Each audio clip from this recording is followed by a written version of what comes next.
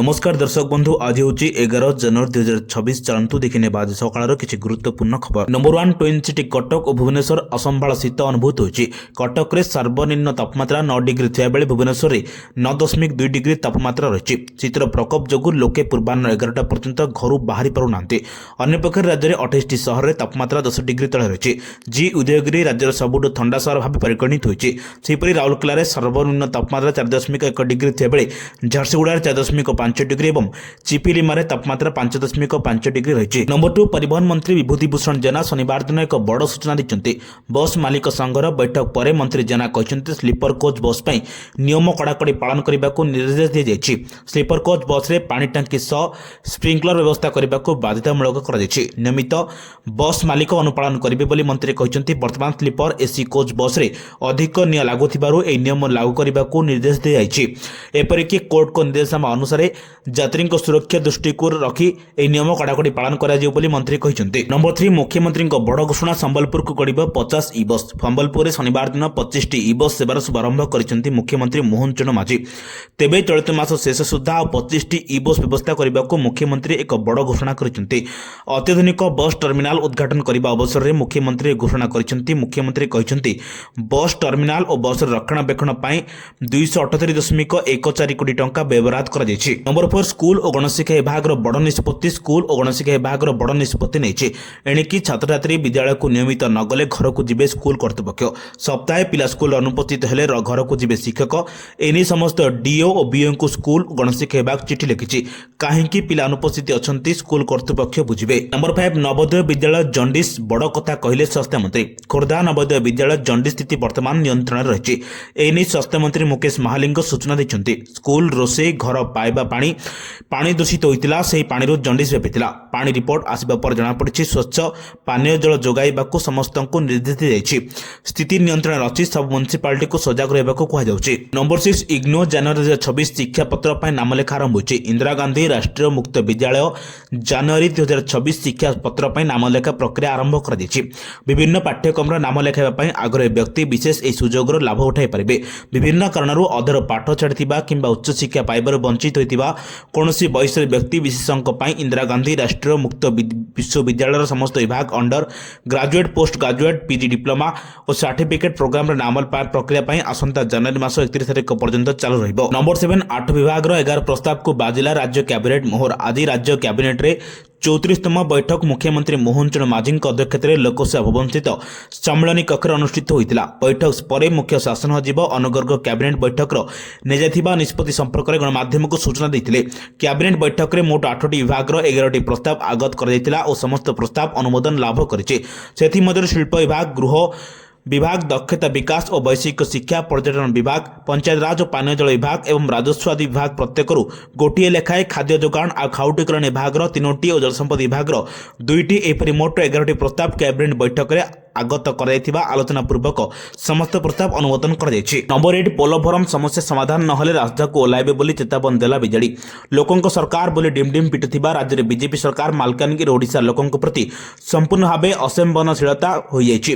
पोलभरम प्रकल्प पानी आदिम जनजाति परिभाषी जावाक बसिले किंतु ना मुख्यमंत्री ना तांको सरकार एप्रति चिंतित अछंती। एभली दुर्भाग्यजनक प्रसंग में राज्य को रास्ता को ओह्लाइबे बोली बीजेडी चेतावनी देछि।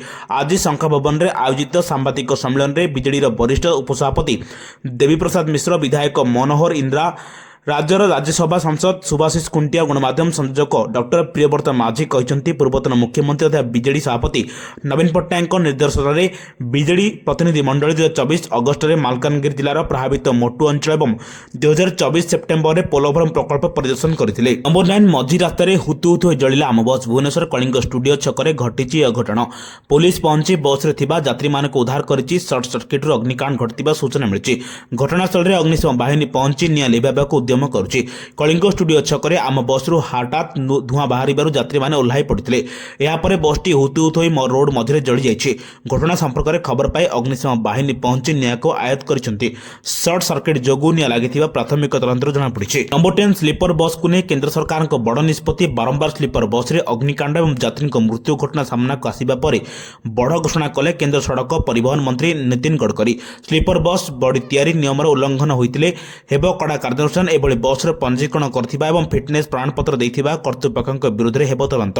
ଅନିୟମିତତା ଓ ଦୁର୍ନୀତି ହୋଇଛି କି ନାହିଁ ତାର ତଦନ୍ତ କରିବାକୁ ଏବଂ ଦୃଷ୍ଟାନ୍ତମୂଳକ କାର୍ଯ୍ୟାନୁଷ୍ଠାନ ନେବାକୁ ରାଜ୍ୟମାନଙ୍କୁ ନିର୍ଦ୍ଦେଶ ଦେଲେ କେନ୍ଦ୍ରମନ୍ତ୍ରୀ ନୀତିନ ଗଡ଼କରୀ। ନମ୍ବର 11 ସମ୍ଭାବନା ଓ ସୁଯୋଗର ପାହାଡ଼ ଉପରେ ଓଡ଼ିଶା କ୍ରୀଡ଼ା ଆୟୋଜକ ହେବ ଏକାଧିକ ଜାତୀୟ ସ୍ତରୀୟ ପ୍ରତିଯୋଗିତା। ଓଡ଼ିଶା କ୍ରୀଡ଼ା ଏବେ ସୁବର୍ଣ୍ଣ ବେଳା ଦେଇ ଗତି କରୁଛି। ସୁଯୋଗ ଓ ସମ୍ଭାବନାର ବିସ୍ତୃତ ସମାହାରରେ ରାଜ୍ୟ କ୍ରୀଡ଼ା ବୃଦ୍ଧିମନ୍ତ। ସେଥିପାଇଁ ରାଜ୍ୟର ଉଦୀୟମାନ ତଥା ପ୍ରତିଭା ସମ୍ପନ୍ନ କ୍ରୀଡ଼ାବିତମାନଙ୍କ ପାଇଁ ନିଜ ପ୍ରକୃଷ୍ଟ ଦେଖାଇବା ଆଉ ଏକ ଭଲ ମୁହୂର୍ତ୍ତ ଅନ୍ୟ କିଛି ହୋଇନପାରେ। ଚଳିତ ବର୍ଷ ଓଡ଼ିଶା ଏକାଧିକ ଜାତୀୟ ସ୍ତରରେ ପ୍ରତିଯୋଗିତାରେ ଆୟୋଜିତ କରାଯିବ। ବର୍ଷ ଆରମ୍ଭରୁ ଅର୍ଥାତ୍ ଜାନୁଆରୀ ମାସରେ ପୁରୁଷ ହକି ଇଣ୍ଡିଆ ଲିଗ୍ର ସମସ୍ତ ନଟ୍ ଆଉଟ୍ ପର୍ଯ୍ୟାପ୍ତ ମ୍ୟାଚ୍ କଳିଙ୍ଗ ଷ୍ଟାଡିୟମରେ ଖେଳାଯିବ। ଚେନ୍ନାଇ ଓ ରାଞ୍ଚିରେ ଲିଗ୍ ପର୍ଯ୍ୟାୟ ଶେଷ ହେବା ପରେ ଭୁବନେଶ୍ୱରରେ 2ଟି କ୍ୱାଲିଫାୟାର ସହ ଏଲିମିନେଟର ଓ ସେମିଫାଇନାଲ୍ସ ଖେଳାଯିବ। ଫାଇନାଲ ଜାନୁଆରୀ 26ରେ ଆୟୋଜିତ ହେବ। ନମ୍ବର 12 ଆଲୋକମାଳାରେ ଝଲସିବ ଶ୍ରୀଗୁଣ୍ଡିଚା ମନ୍ଦିର 3 ଦ୍ୱାର। ସିଂହଦ୍ୱାରରେ ହେବ ଲାଇଟ୍ ଆଣ୍ଡ ସାଉଣ୍ଡ ଶୋ। ଶ୍ରୀଗୁଣ୍ଡିଚା ମନ୍ଦିର ପୁନର୍ବିକାଶ ପାଇଁ ଖର୍ଚ୍ଚ ହେବ 32 କୋଟି ଟଙ୍କା। ମେ ମାସ ସୁଦ୍ଧା କାମ ସାରିବାକୁ ଲକ୍ଷ୍ୟ ରଖାଯାଇଛି। ଗୁଣ୍ଡିଚା ମନ୍ଦିର ପୁନର୍ବିକାଶ ପାଇଁ ଟେଣ୍ଡର ଆହ୍ୱାନ କରିଛି ଶ୍ରୀମନ୍ଦିର ପ୍ରଶାସନ। ସିଂହଦ୍ୱାର ପାର୍ଶ୍ୱରେ ଲାଇଟ୍ ଆଣ୍ଡ ସାଉଣ୍ଡ ଶୋ ମଧ୍ୟ ହେବ। ବାହାରେ ପୂର୍ବ ବେଢ଼ାରେ ଉତ୍ତର ଦକ୍ଷିଣ ପାର୍ଶ୍ୱରେ ଉନ୍ନତିକରଣ କରାଯିବ। ପାର୍ଶ୍ୱକୁ ଲାଗି ହେବ ଉଦ୍ୟାନ। ଏହି କାମ ଆସନ୍ତା ମେ ମାସ ସୁଦ୍ଧା ସାରିବାକୁ ଲକ୍ଷ୍ୟ ରଖିଛି। ବେଢ଼ାରୁ ପ୍ଲାଷ୍ଟର ଛଡ଼ାଯିବା ସହ ଖଣ୍ଡେ ଲାଇଟ୍ ପଥର ଲାଗିବ। ବେଢ଼ା କାନ୍ଥକୁ ମଧ୍ୟ କେମିକାଲ ୱାଶ୍ କରାଯିବ। ନମ୍ବର 13 ଅଯୋଧ୍ୟା ରାମ ମନ୍ଦିର 15 କିଲୋମିଟର ପରିଧି ମଧ୍ୟରେ ଆମିଷ ଖାଦ୍ୟ ସାମଗ୍ରୀ ବିତରଣ ନିଷେଧ ହୋଇଛି। ଅଯୋଧ୍ୟା ରାମ ମନ୍ଦିରର 15 କିଲୋମିଟର ପରିଧି ମଧ୍ୟରେ ଅନଲାଇନ୍ ପ୍ଲାଟଫର୍ମ ମାଧ୍ୟମରେ ଆମିଷ ଖାଦ୍ୟ ସାମଗ୍ରୀ ବିତରଣ ଉପରେ କଟକଣା ଲଗାଯାଇଛି। ଶୁକ୍ରବାର ଅଯୋଧ୍ୟା ପ୍ରଶାସନ ଆମିଷ ଖାଦ୍ୟ ସାମଗ୍ରୀ ବିତରଣ ଉପରେ କଟକଣା ଲଗାଇଛନ୍ତି। ପାଞ୍ଚକୋଶୀ ପରିକ୍ରମା ଅନ୍ତର୍ଗତ ଅଞ୍ଚଳରେ ଆମିଷ ସାମଗ୍ରୀ ଯୋଗାଣ କରୁଥିବା ଅନଲାଇନ୍ ଖାଦ୍ୟ ବିତରଣ ଫାର୍ମଗୁଡ଼ିକରେ ବିଷୟରେ ବାରମ୍ବାର ଅଭିଯୋଗ ଆସିବା ପରେ ଏହି ପଦକ୍ଷେପ ନିଆଯାଇଥିବା ପ୍ରଶାସନ ପକ୍ଷରୁ କୁହାଯାଉଛି। କେତେକ ହୋଟେଲ ଓ ହୋମଷ୍ଟେଡ୍ ଅତିଥିମାନଙ୍କୁ ଆମିଷ ଖାଦ୍ୟ ସହିତ ମଦ ଯୋଗାଇଥିବା ଜାଣିବାକୁ ମିଳିଛି ବୋଲି ଅଯୋଧ୍ୟା ପ୍ରଶାସନ କହିଛନ୍ତି। ଏପରି କାର୍ଯ୍ୟରୁ ଦୂରେଇ ରହିବାକୁ କର୍ତ୍ତୃପକ୍ଷ ଚେତାବନୀ ଜାରି କରିଛନ୍ତି। ଅଯୋଧ୍ୟା ଓ ଫୈଜାବାଦକୁ ଯୋଡୁଥିବା 14 କିଲୋମିଟର ରାମପଥରେ ମଦ ଓ ମାଂସ ବିକ୍ରି କରିବା ଉପରେ ଅଯୋଧ୍ୟା ମ୍ୟୁନିସିପାଲିଟି କର୍ପୋରେସନ ଗତ ବର୍ଷ ମେ ମାସରେ କଟକଣା ଲଗାଇଥିଲା। ନମ୍ବର 14 ରାଜ୍ୟ କ୍ୟାବିନେଟ୍ ବୈଠକରେ ବଡ଼ ନିଷ୍ପତ୍ତି। ମୃତ ରାସନ କାର୍ଡଧାରୀଙ୍କ ନାଁରେ ରାସନ ସାମଗ୍ରୀ ଉଠାଇଲେ ଏଣିକି କଡ଼ା କାର୍ଯ୍ୟାନୁଷ୍ଠାନ। ମୃତ ତାରିଖଠାରୁ ଗ୍ରହଣ ହୋଇଥିବା ସାମଗ୍ରୀର ମୂଲ୍ୟ ସମ୍ପୂର୍ଣ୍ଣ ପରିବାରଠାରୁ 1.5 ଗୁଣ ହାରରେ ଆଦାୟ ହେବ। ଓଡ଼ିଶାର ହାଇକୋର୍ଟଙ୍କ ନିର୍ଦ୍ଦେଶ କ୍ରମେ ସଂଶୋଧିତ ଆଦେଶ ପ୍ରସ୍ତାବକୁ କ୍ୟାବିନେଟ୍ ମଞ୍ଜୁରୀ ମିଳିଛି। ଲୋକସେବା ଭବନରେ ମୁଖ୍ୟମନ୍ତ୍ରୀ ମୋହନ ଚରଣ ମାଝୀଙ୍କ ଅଧ୍ୟକ୍ଷତାରେ ହୋଇଥିବା କ୍ୟାବିନେଟ୍ ବୈଠକରେ 8ଟି ବିଭାଗର 11ଟି ପ୍ରସ୍ତାବ ଉପରେ ଏହି ପ୍ରସ୍ତାବ ମଧ୍ୟ ପାରିତ ହୋଇଛି। ବୈଠକରେ ମୁଖ୍ୟ ଶାସନ ସଚିବ ଅନୁପ ଗର୍ଗ କ୍ୟାବିନେଟ୍ ନିଷ୍ପତ୍ତି ସମ୍ପର୍କରେ ସୂଚନା ଦେଇଛନ୍ତି। ସାଧାରଣ ବଣ୍ଟନ ବ୍ୟବସ୍ଥା ନିୟମରେ ସଂଶୋଧନ କରିବାର ଉଦ୍ଦେଶ୍ୟ ଠକେଇକୁ ରୋକିବା ସହ ଆରସିଏମ୍ସକୁ ତଥ୍ୟ ସୁନିଶ୍ଚିତ କରିବା ଓ ସରକାରୀ ସଂସଦକୁ ସୁରକ୍ଷା କରିବା ବୋଲି ସେ କହିଛନ୍ତି। ନମ୍ବର 15 ରାଉରକେଲାରେ ଦୁର୍ଘଟଣାଗ୍ରସ୍ତ ହୋଇଛି ବିମାନ। ଦୁର୍ଘଟଣାରେ 2 ପାଇଲଟଙ୍କ ସମେତ 6 ଜଣ ଆହତ ହୋଇଛନ୍ତି। ଆହତଙ୍କ ରାଉରକେଲା ହସ୍ପିଟାଲରେ ଭର୍ତ୍ତି କରାଯାଇଛି। ବିମାନ ଦୁର୍ଘଟଣା କାରଣ ଯାନ୍ତ୍ରିକ ତ୍ରୁଟି ବୋଲି କୁହାଯାଉଛି। ଭୁବନେଶ୍ୱର ରାଉରକେଲା ଅଭିମୁଖେ ଉଡ଼ାଣ ଭରିଥିବା ଘରୋଇ ବିମାନ କାରଭାନ 208 ହୋଇଛି ଦୁର୍ଘଟଣାଗ୍ରସ୍ତ। ଅଚାନକ ମଝି ଆକାଶରୁ ଖସି ପଡ଼ିଥିଲେ ଭିଭି କେଶବ 1702 ବିମାନ। ପ୍ରଚଣ୍ଡ ଶବ୍ଦରେ କମ୍ପିଥିଲା ପୁରା ଅଞ୍ଚଳ। ଶବ୍ଦ ଶୁଣି ଦୌଡ଼ି ଆସିଥିଲେ ଆଖପାଖରେ ଥିବା ଲୋକେ। ସେତେବେଳେ ଖଣ୍ଡ ଖଣ୍ଡ ହୋଇଯାଇଥିଲା 9 ସିଟ୍ ବିଶିଷ୍ଟ ବିମାନ। ଖବର ପାଇ ଘଟଣାସ୍ଥଳରେ ପହଞ୍ଚିଥିଲେ ରଘୁନାଥପାଲି ପୁଲିସ ଓ ଲାଠିକଟା ପୁଲିସ। ଅଗ୍ନିଶମ ବାହିନୀ ଫୋମ୍ ସ୍ପ୍ରେ କରିବା ସହ ଆହତ ପାଇଲଟ ଓ ଯାତ୍ରୀଙ୍କୁ ତୁରନ୍ତ ଉଦ୍ଧାର କରିଥିଲେ। ଏହିଭଳି ଗୁରୁତ୍ୱପୂର୍ଣ୍ଣ ଖବର ପାଇବା ପାଇଁ ଆମ ଚ୍ୟାନେଲ ଯୋଡ଼ି ରୁହନ୍ତୁ। ବ୍ୟୁରୋ ରିପୋର୍ଟ ସାବଧାନ ଓଡ଼ିଶା।